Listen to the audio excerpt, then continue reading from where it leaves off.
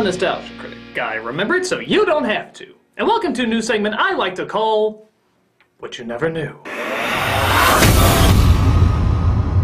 I never knew that! This is where I look back at films you've probably seen a million times, but it's still very likely you've missed one or two details either in the background or in the foreground. With that said, let's take a look at the 1989 classic, Batman. Yes, it's one of the most bizarrely awesome and awesomely bizarre superhero movies ever made, but just how much of it right in front of you did you miss? Today, we're gonna look at the Easter eggs, the tiny touches, and the little winks to the audience that make us want to watch these movies over and over again. They're not pre-production, post-production, or anything behind the scenes. They're just the kick-ass little moments you never realized were making the movie much more kick-ass than you thought. Let's not waste any time, let's jump right into it with Batman!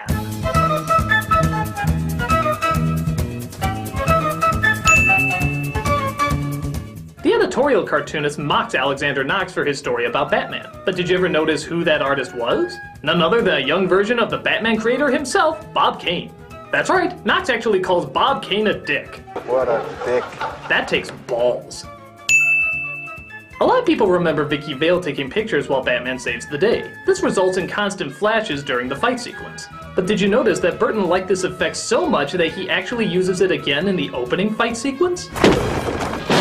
Despite the fact that there is literally no reason for it whatsoever. What, they step on a strobe light? Did you ever notice that when Batman turns, his whole body turns with him? That's because the way the mask was set up, it allowed it so that he could never turn his head. Strangely enough, this is something that would stay in every single Batman film until The Dark Knight. You want to be able to turn your head. The filmmakers allowed it for so long because it allowed Batman to move totally differently from everybody else, almost giving him a strange, unworldly movement. But yeah, if you're gonna fight crime, turning your head might be a good idea too. Sure made backing out of the driveway easier. When the film came to VHS, it was actually brightened because too many people complained it was too hard to see what was going on. Because of this, we see a little too much this time around, including the driver's hand on the steering wheel of what's supposed to be a self-driving Batmobile. You idiot! The art museum was a parody of the Guggenheim Museum. Don't believe me? It's only 2 letters off. Though I think some of this artwork might be reprints. Many of them have alterations that are suddenly gone in the next scene. We mustn't compare ourselves to regular people. We're artists. Bruce obviously obsesses over the death of his parents, but he finds other ways to keep their spirit alive, including a portrait of his father hanging in the back. And yes, it's a painting of the same actor who played him later on. What, no love for his mama? Shut up. Vicky Vale arrives in the movie after taking photos from the Corto Maltese. Sure could get hurt doing this stuff. Corto Maltese is an actual location in the DC universe, apparently carrying quite a gruesome history and is even the host of one of LexCorp's labs. Maybe that's what caused such a disturbing image. I don't know if it's art, but I like it. That bat belt is great for holding weapons, but not the best as an actual functioning belt. When Batman finishes blowing up the Joker's headquarters, you'll notice it drops just as he turns. You can practically hear the cartoon sound effect every time it happens. But what the hell do you care? The shot is so fucking awesome you probably never noticed. Into the air! Junior Batman! Miss me!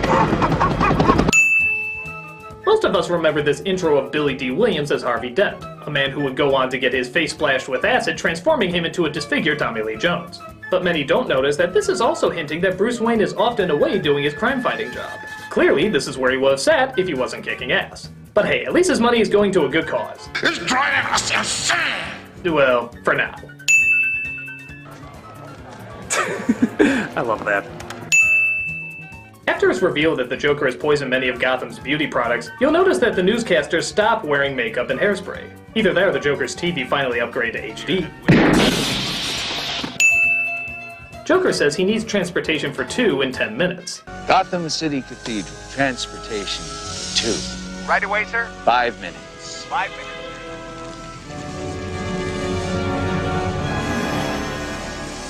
Better make it 10. Believe it or not, this takes place in real time. 10 minutes of screen footage goes by before the helicopter shows up. No wonder the climb up the stairs seemed to take forever. I don't know who you think you are.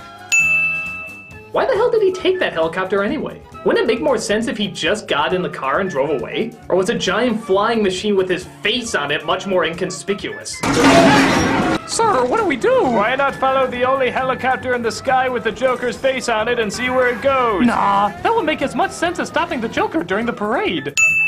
Why didn't they stop the Joker during the parade? He literally announces to everyone what night he's gonna show up and what he's going to do. Okay, he doesn't give the location, but I think a giant parade float playing Prince could probably be spotted pretty fast. By the way, if you're wondering where the hell he got all that money, the original cut had it where it was all counterfeit with his face right dab in the middle. Suddenly giving this line all new relevance. What do you want?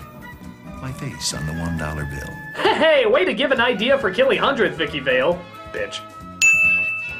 A lot of people remember the iconic Batman symbol. It was in the intro of the movie and even replaced the title for both the poster and the trailer. But would you believe that's not the symbol that's on Batman's chest? What the fuck are those things? It almost looks like it's suffering from some sort of weird erectile dysfunction. Bad STDs. Ew. You also notice that while the Batsuit looks pretty clean and badass in newer films, the original was a bit more grungy and dirty. Sometimes the ears didn't even go all the way up.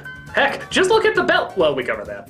I know you did. And the number one thing you never knew about Batman is...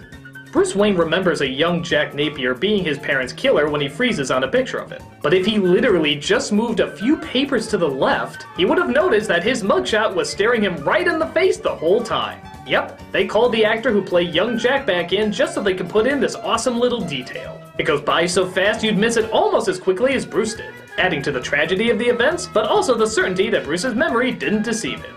Well, that's good, or else this would have just been confusing. You killed my parents. What?